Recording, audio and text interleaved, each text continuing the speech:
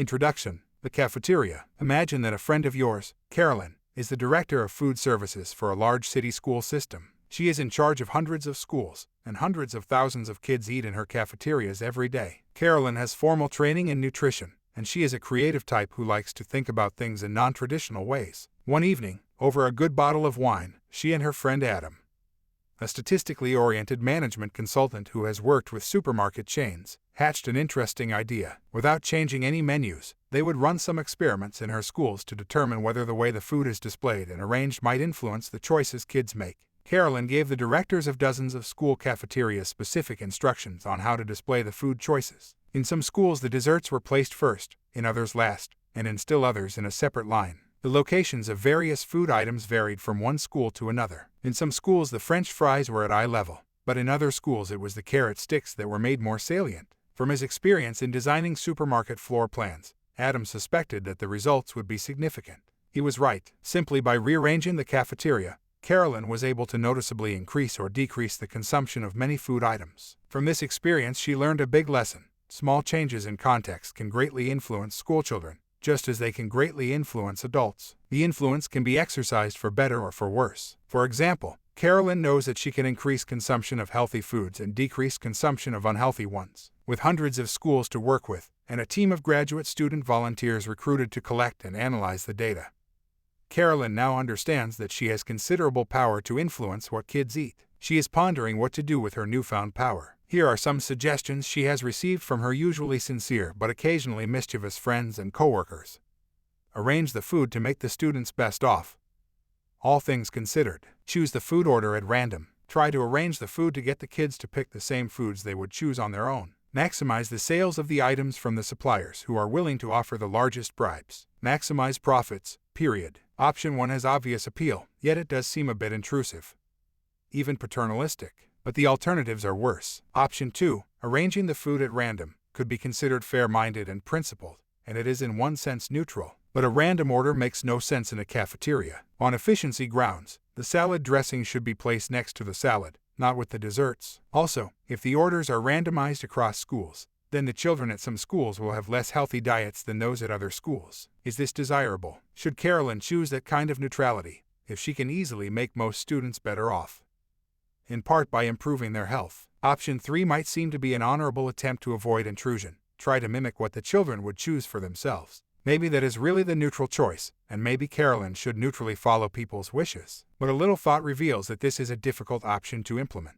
Carolyn's experiment with Adam proves that what kids choose depends on the order in which the items are displayed. What, then, are the true preferences of the children? What does it mean to say that Carolyn should try to figure out what the students would choose on their own? In a cafeteria, it is impossible to avoid some way of organizing food, and many of the same considerations would apply if she were serving adults rather than children. Option 4 might appeal to a corrupt person in Carolyn's job, and manipulating the order of the food items would put yet another weapon in the arsenal of available methods to exploit power. But Carolyn is honorable and honest, so she does not give this option any thought. Like options 2 and 3, option 5 has some appeal, especially if Carolyn thinks the best cafeteria is the one that makes the most money. But should she really try to maximize profits if the result is to make children less healthy? Especially when she works for the school district. Carolyn is what we call a choice architect. The choice architect has the responsibility for organizing the context in which people make decisions. Although Carolyn is a figment of our imagination, many real people turn out to be choice architects, most without realizing it. Some of them even run cafeterias. If you are a doctor and describe the alternative treatments available to a patient, you are a choice architect. If you create the forms or the website that new employees use to choose among various employee benefits, you are a choice architect. If you design the ballot voters use to choose candidates, you are a choice architect. If you organize a drugstore or a grocery, you are a choice architect. If you are a parent describing possible educational options to your son or daughter, you are a choice architect. If you are a salesperson, you are a choice architect. There are many parallels between choice architecture and more traditional forms of architecture. The crucial parallel is that there is no such thing as a neutral design. Consider the job of designing a new office building. The architect is given some requirements. There must be room for a lobby, 120 offices, 13 conference rooms of various sizes, a room large enough to have everyone meet together, and so forth. The building must sit on a specified site. Hundreds of other constraints will be imposed, some legal, some aesthetic, some practical. In the end, the architect must come up with an actual building with doors, stairs, windows, and hallways. As good architects know, seemingly arbitrary decisions, such as where to locate the bathrooms, will have subtle influences on how the people who use the building interact. Every trip to the bathroom creates an opportunity to run into colleagues. A good building is not merely attractive, it also works. As we shall see, small and apparently insignificant details can have major impacts on people's behavior. A good rule of thumb is to assume that everything matters. In many cases, the power of these small details comes from focusing people's attention in a particular direction. A wonderful example of this principle comes from, of all places, the men's toilets at Schiphol Airport in Amsterdam. At one point, the authorities etched the image of a black housefly into each urinal. It seems that men often do not pay much attention to where they aim, which can create a bit of a mess. But if they see a target, attention and therefore accuracy are much increased. According to the man who came up with the idea, it works wonders. It improves the aim, says Odd Kieboom. If a man sees a fly, he aims at it. Kieboom, an economist, directed Schiphol's building expansion. He reports that etchings reduce spillage by 80%. A number we are unable to verify. However, we can report that after this example appeared in the first edition of this book, we began seeing those flies in other airports around the world. And yes, we are aware of the availability heuristic, to be discussed later. The insight that everything matters can be both paralyzing and empowering. Good architects realize that although they can't build the perfect building, they can make some design choices that will have beneficial effects. The location of the coffee machines, for example, may influence workplace interaction. Policymakers can often do the equivalent of painting a fly, for example, by telling people clearly and conspicuously, on their credit card bills, that they might be subject to late fees and overuse fees. If you paint lines on the sidewalk where people wait to enter a supermarket during a pandemic, you can promote social distancing. And just as a building architect must eventually produce the plans for an building, a choice architect like Carolyn must choose a particular arrangement of the food options at lunch, and by so doing she can influence what people eat. She can nudge. FN1. Libertarian paternalism. If, all things considered, you think that Carolyn should take the opportunity to nudge the kids toward food that is better for them, Option 1, then we welcome you to our movement, Libertarian paternalism. We are keenly aware that this term is not one that many readers will find immediately endearing. Both words are somewhat off-putting, weighed down by stereotypes from popular culture and politics that make them unappealing to many. Even worse, the concepts seem to be contradictory. Why combine two reviled and contradictory concepts? We argue that if the terms are properly understood, both concepts show a lot of good sense, and they are far more attractive together than alone. The problem with the terms is that they have been captured by dogmatists. The libertarian aspect of our strategies lies in the straightforward insistence that much of the time, and so long as they are not harming others, people should be free to do what they like, and to opt out of arrangements they deem undesirable if that is what they want to do. To borrow a phrase from the late Milton Friedman, libertarian paternalists urge that people should be free to choose. We strive to design policies that maintain or increase freedom of choice. When we use the term libertarian to modify the word paternalism, we simply mean liberty-preserving. And when we say liberty-preserving, we really mean it. Libertarian paternalists want to make it easy for people to go their own way. They do not want to burden those who want to exercise their freedom. We emphasize that when people are inflicting harm on others, freedom of choice is not the best idea.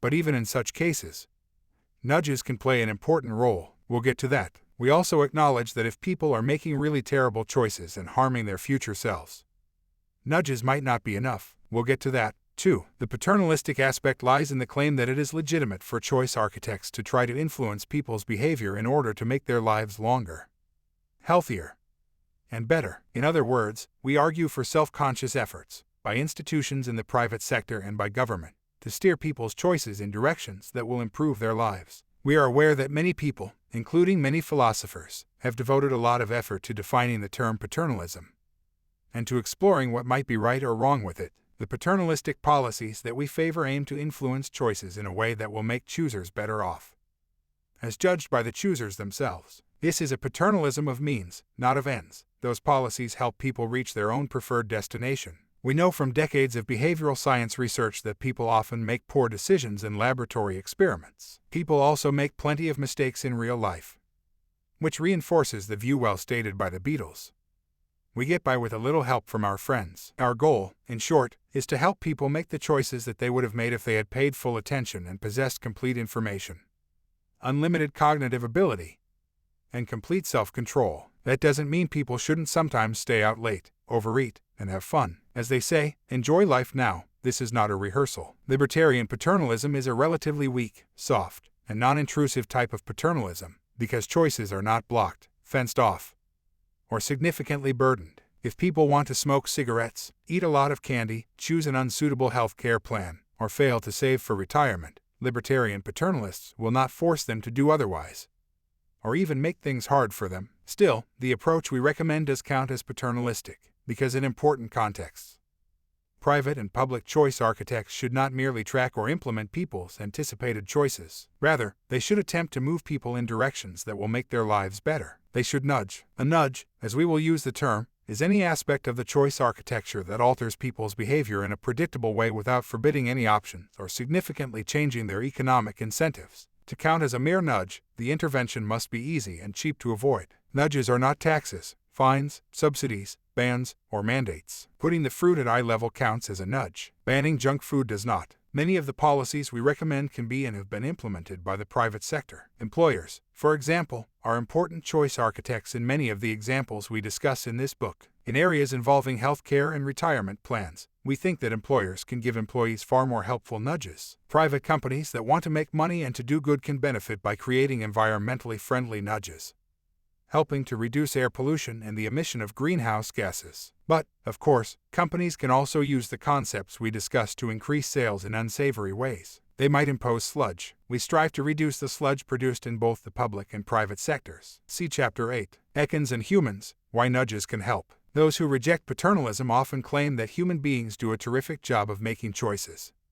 Or if not terrific, certainly better than anyone else would do. Whether or not they have ever studied economics, many people seem at least implicitly committed to the idea of homo economicus, or economic man, the notion that each of us thinks and chooses unfailingly well, and thus fits within the usual depiction of human beings that is offered by economists. If you look at economics textbooks, you will learn that homo economicus can think like Albert Einstein, store as much memory as Google does in the cloud, and exercise the willpower of Mahatma Gandhi. Really, but the folks we know are not like that. Real people have trouble with long division if they don't have a calculator, sometimes forget their spouse's birthday, and have a hangover on New Year's Day. They are not homo economicus, they are homo sapiens. To keep our Latin usage to a minimum, we will hereafter refer to these imaginary and real species as econs and humans. Consider the issue of obesity. Rates of adult obesity in the United States are over 40%. 1 and more than 70% of American adults are considered either obese or overweight. 2 worldwide. There are some 1 billion overweight adults, 300 million of whom are obese. Rates of obesity range from below 6% in Japan, South Korea, and some African nations to more than 75% in American Samoa. 3 According to the World Health Organization, obesity rates have risen threefold since 1980 in some areas of North America, the United Kingdom, Eastern Europe, the Middle East, the Pacific Islands, Australia, and China. There is overwhelming evidence that obesity increases the risk of heart disease and diabetes, frequently leading to premature death. It would be quite fantastic to suggest that everyone is choosing their best possible diet, or a diet that is preferable to what might be produced with a few nudges. Of course, sensible people care about the taste of food, not simply about health. And eating is a source of pleasure in and of itself. We do not claim that everyone who is overweight is necessarily failing to act rationally. But we do reject the proposition that all or almost all people are choosing their diet optimally. What is true for diets is true for other risk-related behavior, including smoking and drinking, which produce hundreds of thousands of premature deaths each year in the United States alone. With respect to diet, smoking, and drinking, people's current choices cannot always be said to be the best means of promoting their own well-being. Indeed, many smokers, drinkers, and overeaters are willing to pay third parties to help them make better decisions. These findings complement those of the emerging science of choice, consisting of an extensive body of research over the past half-century. Much of the initial research in this field was conducted with laboratory experiments, but a substantial and rapidly growing amount comes from studies of real-world behavior, including archival studies of choices made in natural settings and randomized controlled trials. This research has raised serious questions about the soundness and wisdom of many judgments and decisions that people make. To qualify as econs, people are not required to make perfect forecasts, but they are required to make unbiased forecasts. That is, forecasts can be wrong, but they can't repeatedly err in a predictable direction. Unlike econs, humans make predictable mistakes. Take, for example, The planning fallacy. The systematic tendency toward unrealistic optimism about the time it takes to complete projects. It will come as no surprise to anyone who has ever hired a contractor to learn that everything takes longer than you think, even if you know about the planning fallacy. FN 2000s of studies confirm that human forecasts are flawed and biased. Human decision-making is not so great either. Again, to take just one example, consider what is called the status quo bias. A fancy name for inertia. For a host of reasons, which we shall explore, people have a strong tendency to go along with the status quo or default option. When you get a new smartphone, for example, you have a series of choices to make, from the background on the screen to the ringtone to the number of times the phone rings before the caller is sent to voicemail. The manufacturer has picked one option as the default for each of these choices. Research shows that whatever the default choices are, many people stick with them, even when the stakes are much higher than choosing the sound your phone makes when it rings. We provide many examples of the use of default options, and we will see that defaults are often quite powerful. If private companies or public officials favor one set of outcomes, they can greatly influence people by choosing it as the default. You can often increase participation rates by 25%, and sometimes by a lot more than that, simply by shifting from an opt-in to an opt-out design. As we will show, setting default options and adopting other similar, seemingly trivial menu-changing strategies can have huge effects on outcomes, from increasing savings to combating climate change to improving health care to reducing poverty. At the same time, we show that there are important situations in which people exercise their freedom and reject defaults. When they feel strongly about something, for example, they might overcome the strength of inertia and the power of suggestion. Changing the default can be an effective nudge, but it is decidedly not the answer to every problem. The usually large effects of well-chosen default options provide just one illustration of the gentle power of nudges. In accordance with our definition, nudges include interventions that significantly alter the behavior of humans, even though they would be ignored by Econs. Econs respond primarily to incentives. If the government taxes candy, Econs will buy less candy, but they are not influenced by such irrelevant factors as the order in which options are displayed. Humans respond to incentives too, but they are also influenced by nudges. FN3 By properly deploying both incentives and nudges, we can improve our ability to improve people's lives and help solve many of society's major problems. And we can do so while still insisting on everyone's freedom to choose. A false assumption and two misconceptions. Many people who favor freedom of choice reject any kind of paternalism. They want the government to let citizens choose for themselves. The standard policy advice that stems from this way of thinking is to give people as many choices as possible, and then let them choose the one they like best. The beauty of this way of thinking is that it offers a simple solution to many complex problems. Just maximize choices. Full stop. This policy has been pushed in many domains, from education to healthcare to retirement savings programs. In some circles, just maximize choices has become a policy mantra. Sometimes the only alternative to this mantra is thought to be a government mandate that is derided as one size fits all. Those who favor just maximize choices don't realize there is plenty of room between their preferred policy and a single mandate. They oppose paternalism, or think they do, and they are skeptical about nudges. We believe that their skepticism is based on a false assumption and two misconceptions. The false assumption is that almost all people, almost all the time, make choices that are in their best interest or at the very least are better than the choices that would be made by someone else. We claim that this assumption is false, indeed, obviously false. In fact, we do not think that anyone actually believes it on reflection. Suppose a chess novice were to play against an experienced player. Predictably, the novice would lose precisely because he made inferior choices.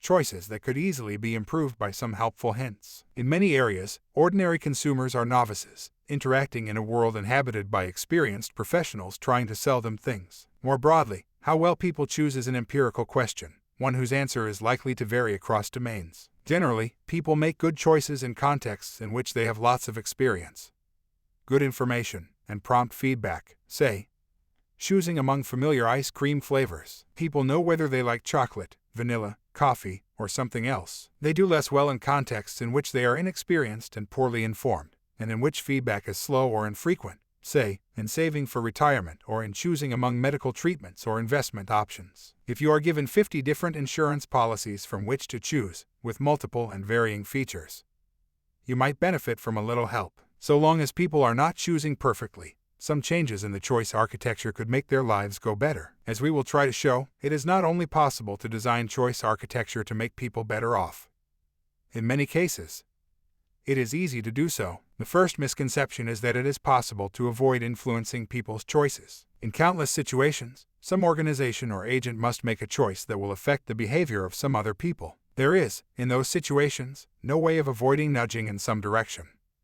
And these nudges will affect what people choose. Choice architecture is inevitable. As illustrated by the example of Carolyn's cafeterias, people's choices are pervasively influenced by the design elements selected by choice architects. No website, and no grocery store, lacks a design. It is true, of course, that some nudges are unintentional. Employers may decide whether to pay employees monthly or biweekly without intending to create any kind of nudge, but they might be surprised to discover that people save more if they get paid biweekly, because twice a year they get 3 paychecks in 1 month. And many bills come monthly. It is also true that private and public institutions can strive for one or another kind of neutrality by, for example, choosing randomly, or by trying to figure out what most people want. But unintentional nudges can have major effects, and in some contexts, these forms of neutrality are unattractive. We shall encounter many examples. It is true as well that choice architects can insist on active choosing by, for example, saying that if you want to work for the government, you have to specify the health care plan you prefer. But active choosing is itself a form of choice architecture, and it is not one that everyone will prefer, especially when options are numerous and decisions are difficult. In a French restaurant where customers are presented with a cart loaded with what seems like hundreds of varieties of cheese, it can be a blessing to have the option of asking the server to suggest a selection. People do not always like to be told to choose, and if they are forced to do that, they might not be at all happy. Some people will gladly accept these points for private institutions, but strenuously object to government efforts to influence choice with the goal of improving people's lives. They worry that governments cannot be trusted to be competent or benign. They fear that elected officials and bureaucrats will be ignorant, will place their own interests first, or will pay excessive attention to the narrow goals of self-interested private groups. We share these concerns. In particular, we emphatically agree that for government, the risks of mistake, bias, and overreaching are real and sometimes serious. That is why we generally favor nudges over commands, requirements, and prohibitions. But governments, no less than cafeterias, have to provide starting points of one or another kind. This is not avoidable. As we shall emphasize, they do so every day through the policies they establish, in ways that inevitably affect some choices and outcomes. In this respect, the anti-nudge position is a logical impossibility, a literal non-starter. The second misconception is that paternalism always involves coercion. In the cafeteria example, the choice of the order in which to present food items does not force a particular diet on anyone, yet Carolyn, and others in her position, might select some arrangement of food on grounds that are paternalistic in the sense that we use the term. Would anyone object to putting the fruit and salad before the desserts at an elementary school cafeteria if the result were to induce kids to eat more apple and fewer brownies? Is this question fundamentally different if the customers are teenagers, or even adults? Is a GPS device an intrusion on freedom, even if it is paternalistic,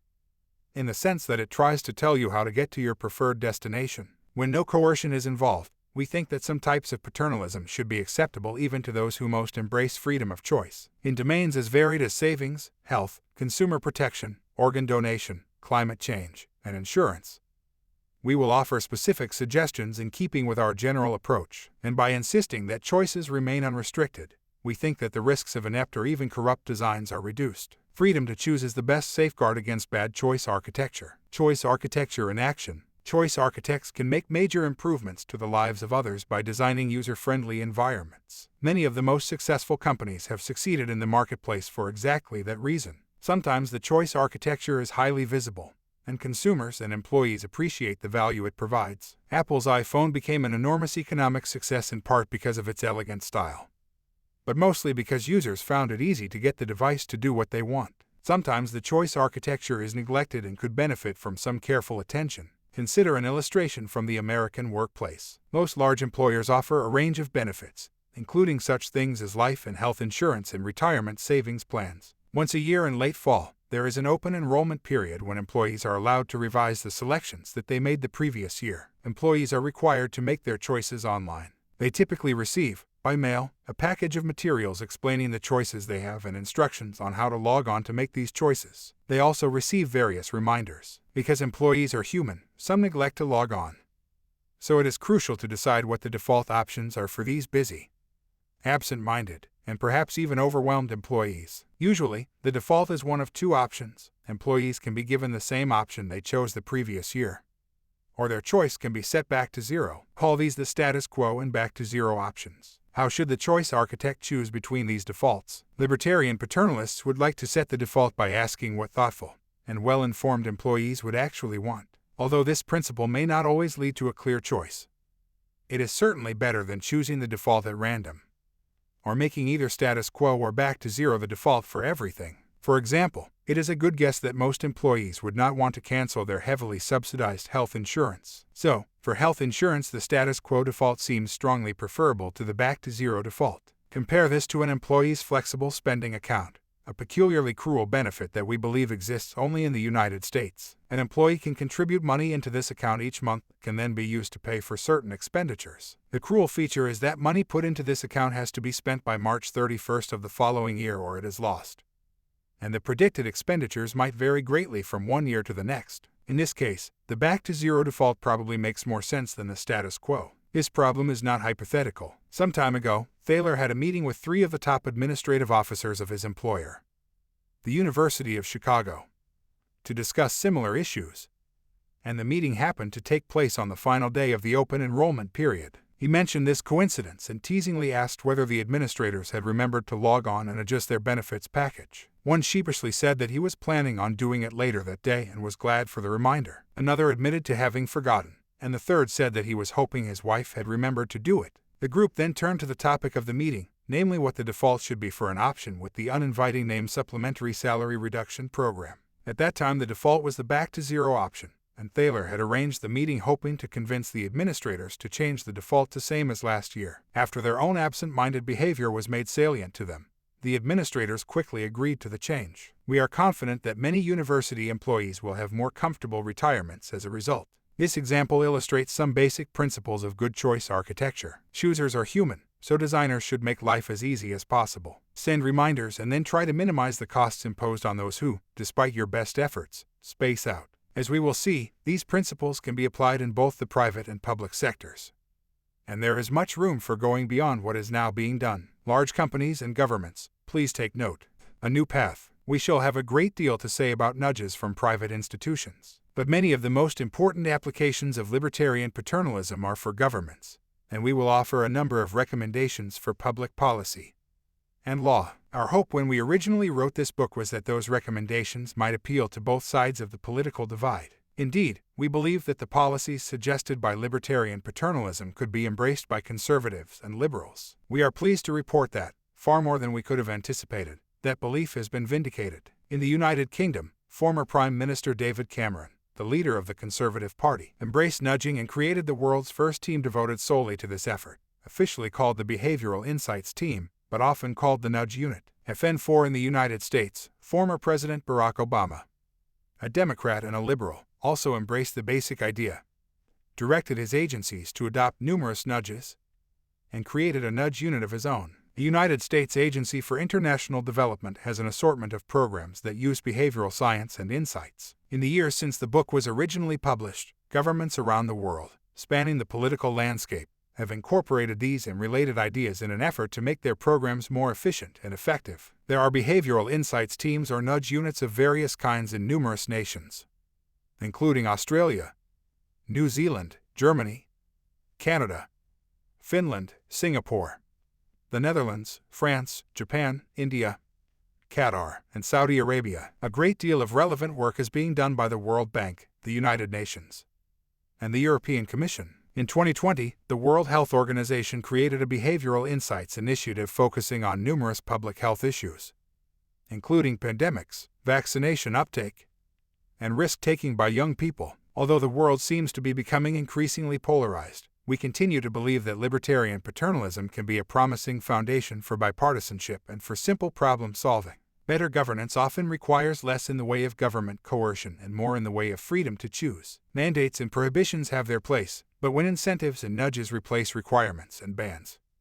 government will be both smaller and more modest. So, to be clear, this book is not a call for more bureaucracy, or even for an increased role of government. We just strive for better governance. In short, libertarian paternalism is neither left nor right. For all their differences, we hope that people with very different political convictions might be willing to converge in support of gentle nudges. Hard-eye humans and Econs. Chapter 1, Biases and Blunders. Have a look, if you would, at the two tables shown in the figure below. Suppose that you are thinking about which one would work better as a coffee table in your living room. What would you say are the shapes of the two tables? Take a guess at the ratio of the length to the width of each. Just eyeball it. If you are like most people, you think that the table on the left is much longer and narrower than the one on the right. Typical guesses are that the ratio of the length to the width is 3:1 for the left table and 1.5:1 for the right table. Now take out a ruler and measure each table. You will find that the shapes of the two tabletops are identical. Measure them until you are convinced, because this is a case where seeing is not believing. What should we conclude from this example? If you see the left table is longer and thinner than the right one, you are certifiably human.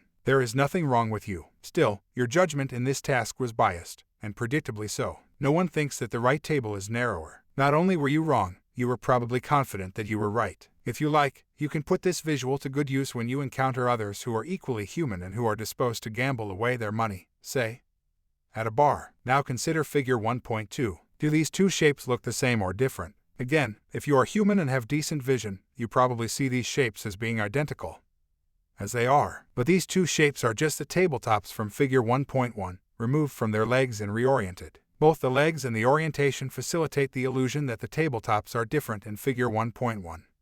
So removing these distractors restores the visual system to its usual, amazingly accurate state. If these two figures capture the key insight that behavioral economists have borrowed from psychologists. Normally the human mind works remarkably well. We can recognize people we have not seen in years, understand the complexities of our native language, and run down a flight of stairs without falling. Some of us can speak 12 languages, improve the fanciest computers, or create the theory of relativity. However, even Albert Einstein, Bill Gates, and Steve Jobs would probably be fooled by those tables. That does not mean something is wrong with us as humans, but it does mean that our understanding of human behavior can be improved by appreciating how and when people systematically go wrong. Knowing something about the visual system allowed Roger Shepard, a psychologist and artist, to draw those deceptive tables one in the spirit of those tables. This chapter will spell out some of the most important ways that human judgment and decision-making diverge from the predictions of models based on optimization. Before we get started, though, we want to stress that we are not saying that people are irrational. We avoid using that unhelpful and unkind term, and we certainly don't think that people are dumb.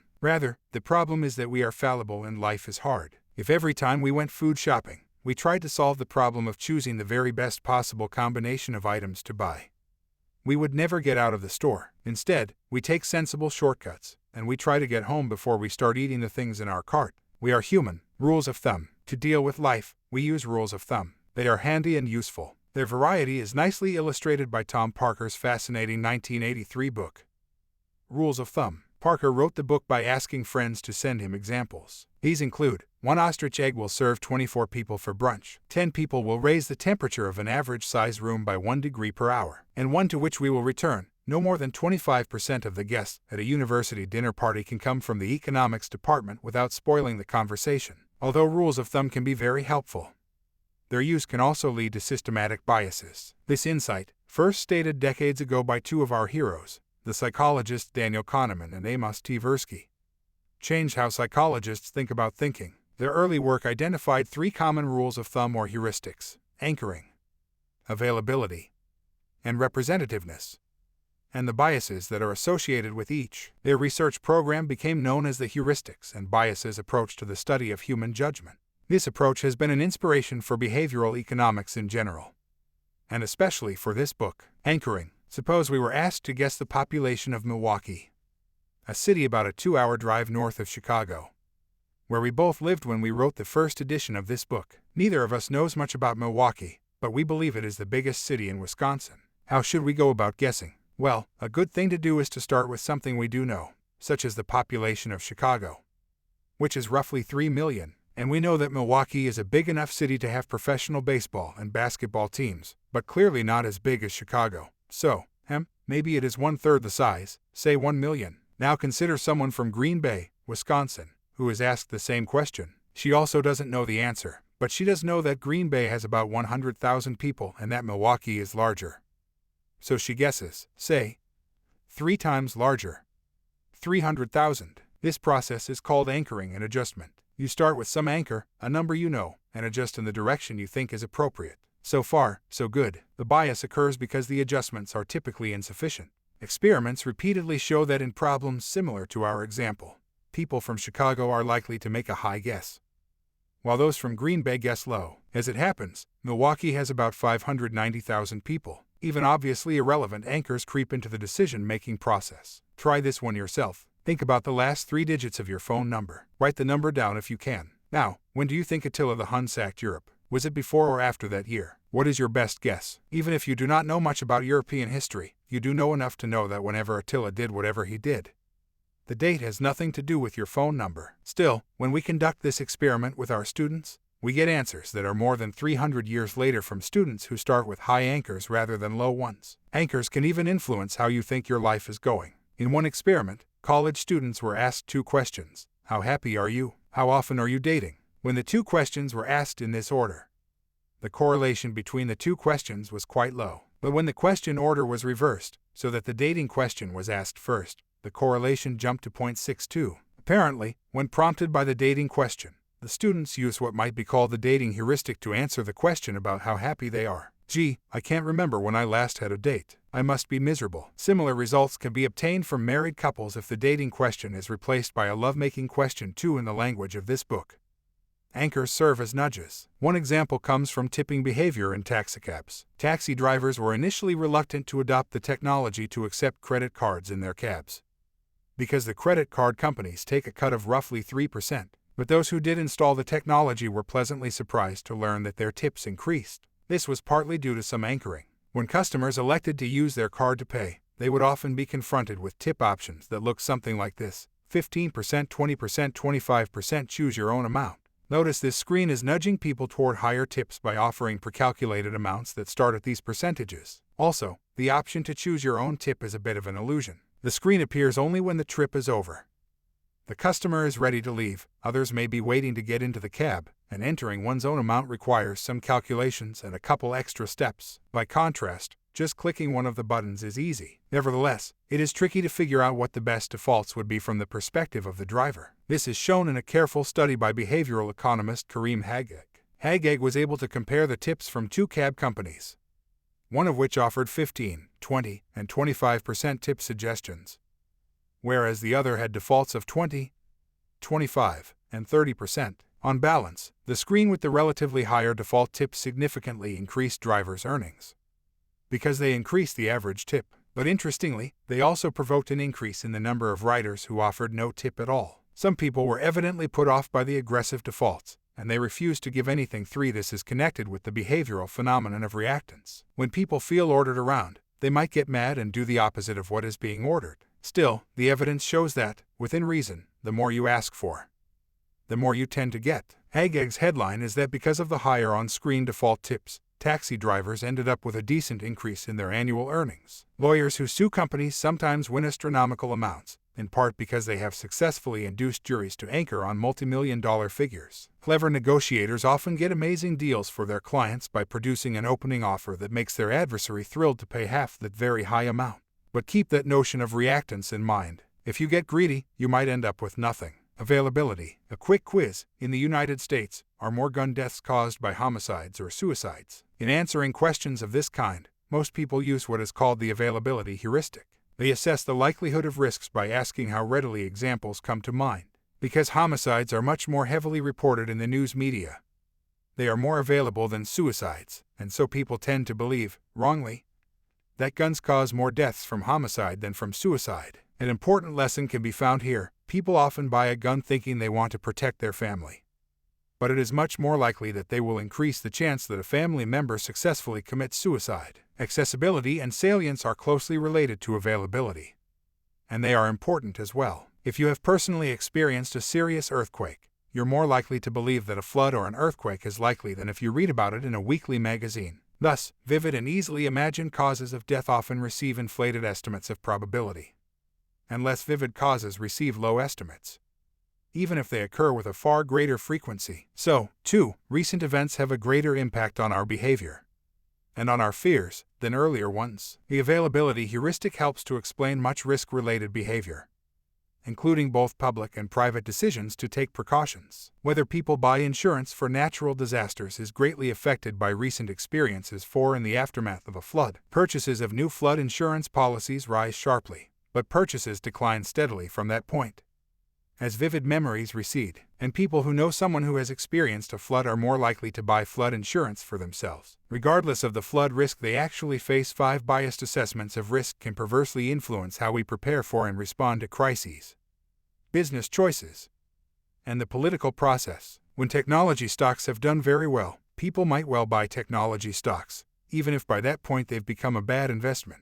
People might overestimate some risks, such as a nuclear power accident, because of well-publicized incidents such as Chernobyl and Fukushima. They might underestimate others, such as strokes, because they do not get much attention in the media. Such misperceptions can affect policy, because some governments will allocate their resources in a way that fits with people's fears rather than in response to the most likely dangers. When availability bias is at work, both private and public decisions may be improved if judgments can be nudged back in the direction of true probabilities. A good way to get people to take more precautions about a potential hazard is to remind them of a related incident in which things went wrong. A good way to increase people's confidence is to remind them of a similar situation in which everything worked out for the best. Representativeness. The third of the original 3 heuristics bears an unwieldy name: representativeness. Think of it as the similarity heuristic. The idea is that when asked to judge how likely it is that A belongs to category B, people answer by asking themselves how similar is to their image or stereotype of B. Like the other 2 heuristics we have discussed, this one is used because it often works. Stereotypes are sometimes right. Again, biases can creep in when similarity and frequency diverge. The most famous demonstration of such biases involves the case of a hypothetical woman named Linda. In an experiment, subjects were told the following: Linda is 31 years old, single, outspoken, and very bright. She majored in philosophy. As a student, she was deeply concerned with issues of discrimination and social justice and also participated in anti-nuclear demonstrations. Then people were asked to rank, in order of the probability of their occurrence, 8 possible futures for Linda. The 2 crucial answers were bank teller and active in the feminist movement. Most people said that Linda was less likely to be a bank teller than to be a bank teller and active in the feminist movement. 6. This is an obvious logical mistake. It is, of course, not logically possible for any 2 events to be more likely than one of them alone. It just has to be the case that Linda is more likely to be a bank teller than a feminist bank teller, because all feminist bank tellers are bank tellers. The error stems from the use of the representativeness heuristic. Linda's description seems to match bank teller and active in the feminist movement far better than bank teller. As Stephen Jay Gould once observed, "I know, yet a little homunculus in my head continues to jump up and down, shouting at me, but she can't just be a bank teller." Read the description. 7. Like the availability heuristic, the representativeness heuristic often works well, but it can lead to major errors. Optimism and overconfidence. Before the start of Thaler's class in managerial decision-making, students fill out an anonymous survey on the course website. One of the questions is, in which decile do you expect to fall in the distribution of grades in this class? Students can check the top 10%, the second 10%, and so forth. Since these are MBA students, they are presumably well aware that in any distribution, half the population will be in the top 50% and half in the bottom, and only 10% of the class can, in fact, end up in the top decile. Nevertheless, the results of this survey reveal a high degree of unrealistic optimism about performance in the class. Typically, less than 5% of the class expects their performance to be below the median, and more than half the class expects to perform in one of the top 2 deciles. Invariably, the largest group of students put themselves in the second decile. We think this is most likely explained by modesty. They really think they will end up in the top decile, but are too modest to say so. MBA students are not the only ones overconfident about their abilities. The above-average effect is pervasive. In some studies, 90% of drivers say they are above average behind the wheel, and nearly everyone thinks they have an above-average sense of humor, including some people who are rarely seen smiling. This applies to professors, too. One study found that about 94% of professors at a large university believed they were better than the average professor, and there is every reason to think that such overconfidence applies to professors in general. 8. People are unrealistically optimistic even when the stakes are high. In the United States, about 40 to 50% of marriages end in divorce, and this is a statistic most people have heard. But around the time of the ceremony, almost all couples have been found to believe that there is approximately a 0% chance that their marriage will end in divorce, even those who have already been divorced. 9. A similar point applies to entrepreneurs starting new businesses, in which the failure rate is at least 50%. In one survey of people starting new businesses, respondents were asked 2 questions. What do you think is the chance of success for a typical business like yours? What is your chance of success? The most common answers to these questions were 50% and 90%, respectively, and many said 100% in response to the second question. 10. Unrealistic optimism can explain a lot of individual risk-taking, especially in the domain of risks to life and health. Asked to envision their future, students typically say that they are far less likely than their classmates to be fired from a job, to have a heart attack or get cancer, to be divorced after a few years of marriage, or to have a drinking problem. Older people underestimate the likelihood that they will be in a car accident or suffer major diseases. Smokers are aware of the statistical risks and often even exaggerate them, but most believe that they are less likely to be diagnosed with lung cancer and heart disease than most non-smokers. Lotteries are successful partly because of unrealistic optimism. 11. Unrealistic optimism is a pervasive feature of human life. It characterizes most people in most social categories. When they overestimate their personal immunity to harm, people may fail to take sensible preventive steps. During the pandemic of 2020 and 2021, some people failed to take precautions, including mask wearing, because of optimism about their personal risks. If people are running risks because of unrealistic optimism, they might be able to benefit from a nudge. In fact, we have already mentioned one possibility.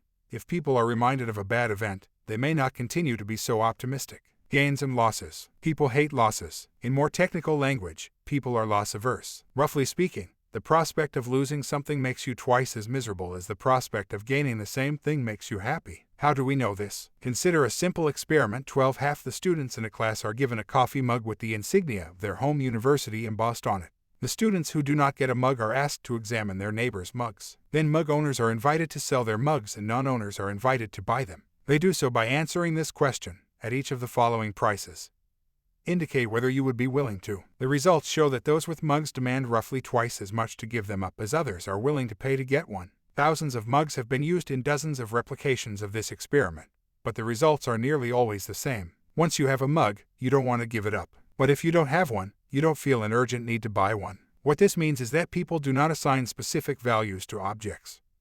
It often matters whether they are selling or buying. It is also possible to measure loss aversion with gambles. Suppose I ask you whether you want to make a bet. Heads you win $X, tails you lose $100. How much does X have to be for you to take the bet? For many people, the answer to this question is somewhere around $200. This implies that the prospect of winning $200 just offsets the prospect of losing $100. Loss aversion helps produce inertia, meaning a strong desire to stick with your current holdings. If you are reluctant to give up what you have because you do not want to incur losses, then you will turn down trades you might have otherwise made. In another experiment, half the students in a class received coffee mugs and half got large chocolate bars. The mugs and the chocolate cost about the same, and in protest students were as likely to choose one as the other. Yet when offered the opportunity to switch from a mug to a candy bar or vice versa, only 1 in 10 switched. Loss aversion has a lot of relevance to public policy. If you want to discourage the use of plastic bags, should you give people a small amount of money for bringing their own reusable bag, or should you ask them to pay the same small amount for a plastic bag? The evidence suggests that the former approach has no effect at all, but that the latter works. It significantly decreases use of plastic bags. People don't want to lose money, even if the amount is trivial. 13. Status quo bias. For lots of reasons, people have a general tendency to stick with their current situation. One reason is loss aversion. Giving up what we have is painful. But the phenomenon has multiple causes. William Samuelson and Richard Zeckhauser have dubbed this behavior status quo bias, and it has been demonstrated in numerous situations. 14. Most teachers know that students tend to sit in the same seats in class, even without a seating chart, but status quo bias can occur even when the stakes are much larger, and it can cost people a lot of money. For example, in retirement savings plans, most participants pick an asset allocation when they join the plan and then forget about it. A study conducted in the late 1980s looked at the decisions of participants in a pension plan that covered many college professors in the United States. The median number of changes in the asset allocation over a lifetime was, believe it or not, 0.15. In other words, over the course of their careers, more than half of the participants made exactly no changes to the way their contributions were being allocated. Perhaps even more telling, many married participants who were single when they joined the plan still had their mothers listed as their beneficiaries. As we will see, inertia in investing behavior is alive and well in Sweden. Status quo bias is easily exploited. A true story: many years ago, American Express wrote Sunstein a cheerful letter telling him that he could receive, for free, 3-month subscriptions to 5 magazines of his choice. FN2 what a great deal. Free subscriptions seem like a bargain, even if the magazines rarely got read. So Sunstein happily made his choices. What he didn't realize was that unless he took some action to cancel his subscription, he would automatically keep receiving the magazines after the 3-month period, automatically paying for them at the normal rate. For more than a decade, he continued to subscribe to magazines that he hardly ever read and that he mostly despised. They tended to pile up around the house. He kept intending to cancel those subscriptions, but somehow never got around to it. It was not until he started working on the original edition of this book that he canceled them. One of the causes of status quo bias is a lack of attention. Many people often adopt what we call the whatever heuristic. A good illustration is the carryover effect that occurs when people start binge watching a television series. On most streaming networks, if you do nothing when you reach the end of one episode, the next one just starts showing. At that point, many viewers say, "Yeah, whatever," and keep watching. Many an intended short evening has dragged long into the night as a result, especially on shows with cliffhanger endings. Nor is Sunstein the only victim of automatic renewal of magazine subscriptions, which has now been extended to virtually every online service. Those who are in charge of circulation know that when renewal is automatic, and particularly when people have to make a phone call to cancel, the likelihood of renewal is much higher than it is when people have to indicate that they actually want to continue to receive the magazine. The combination of loss aversion and mindless choosing is one reason why, if an option is designated as the default, it will usually attract a large market share. Default options thus act as powerful nudges. For this and other reasons, setting the best possible defaults is a theme we explore often in this book. Framing. Suppose that you are suffering from serious heart disease and your doctor proposes a grueling operation. You're understandably curious about the odds of surviving this ordeal. The doctor says, of 100 patients who have this operation, 90 are alive after 5 years. What will you do? That statement might feel pretty comforting, making you confident about having the operation. But suppose the doctor frames his answer in a somewhat different way. Suppose he says, of 100 patients who have this operation, 10 are dead after 5 years. If you're like most people, the doctor's statement will sound pretty alarming and you might not have the operation. Instinctively, you might think, a significant number of people are dead, and I might be one of them. In numerous experiments, people react very differently to the information that 90 of 100 are alive than to 10 of 100 are dead, even though the content of the two statements is exactly the same. Even experts are subject to framing effects. When doctors are told that 90 of 100 are alive, they are more likely to recommend the operation than if told that 10 of 100 are dead. 16 Framing matters in many domains. When credit cards started to become popular forms of payment in the 1970s, some retail merchants wanted to charge different prices to their cash and credit card customers. To prevent this, credit card companies adopted rules that prohibited their retailers from doing so. When a bill was introduced in Congress to forbid credit card companies to impose such rules and the bill seemed likely to pass, the credit card lobby turned its attention to language. Its preference was that if a company charged different prices to cash and credit customers, the credit price should be considered the normal price and the cash price a discount,